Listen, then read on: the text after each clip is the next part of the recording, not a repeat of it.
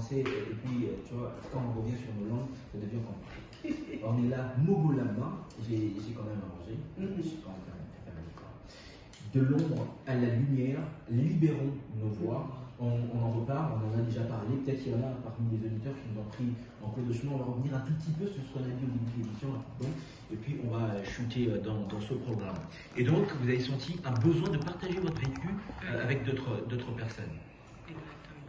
Pourquoi? Primo, parce que, comme je dis, notre société ne nous aide pas. Nous sommes dans une société, dans une communauté où, quand la femme se permet de dire haut et fort ce qu'elle a vécu, on te ramène à la Bible en te disant la femme sage bâtit sa maison, l'insensé la renverse de ses propres mains. Hey! C'est cette phrase-là. La prochaine personne qui va me répéter ça. Moi, la femme sage. Tosu kana justice. Comme on dit, qu'il y a ceux qui le roi ministre la justice. Parce que c'est simple, en fait, l'analyse est très simple. Dans la Bible, qui était cette femme sage? Quel était son vécu?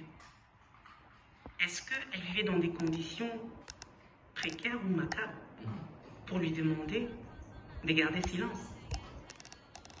Qui est cette femme insensée?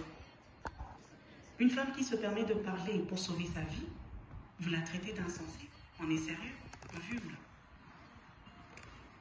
Combien de femmes allons-nous encore enterrer, mettre sous terre, tout simplement parce qu'elle a peur du jugement des autres, parce qu'elle a peur qu'on dise d'elle tout simplement qu'elle est insensée, qu'elle n'est pas sage, parce qu'elle se dit, elle n'a pas d'autre moyen, elle préfère rester dans sa cage dorée que d'en sortir, parce qu'elle se dit, non, Kende Wapi, ma famille me regarde, elle dépend de moi. Si je sors de ce mariage, qu'est-ce que ma famille demain aura à manger? Donc, vous mettez les gens dans une situation où, pour votre bien, celle-là doit être sacrifiée. Ça, c'est être égoïste. Et j'irai plus loin pour dire que c'est de la sorcellerie. Et donc, en ce moment, vous avez décidé d'appeler les gens. D'être l'insensé et de parler. Pour écouter tout ce que vous avez vécu. Et est-ce que, en ce moment, on sait, vous avez dit que ça fait pratiquement 4 ans. Ça fera presque 4 ans. Et vous êtes en train de guérir. Est-ce que parler de ce vécu, alors, au début de l'émission, vous avez d'ailleurs parlé d'un échec. Est-ce que ça va dans le sens de ce processus de guérison? Exactement. Vous avez forcément besoin de le dire aux autres. Il faut parler et mieux aider aussi. Parce qu'aujourd'hui, on remarque que quand il y en a un, il y en a 2, il y en a 3, et ainsi de suite.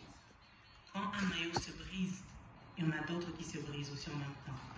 Aujourd'hui, il y a des femmes qui parlent parce qu'il y a eu une ornella qui s'est fait insulter sur les réseaux, mais qui a osé parler. Malgré tout ça, malgré ces insultes, malgré ces découragements, vous avez même parlé des menaces, vous continuez. Qu'est-ce qui vous motive autant?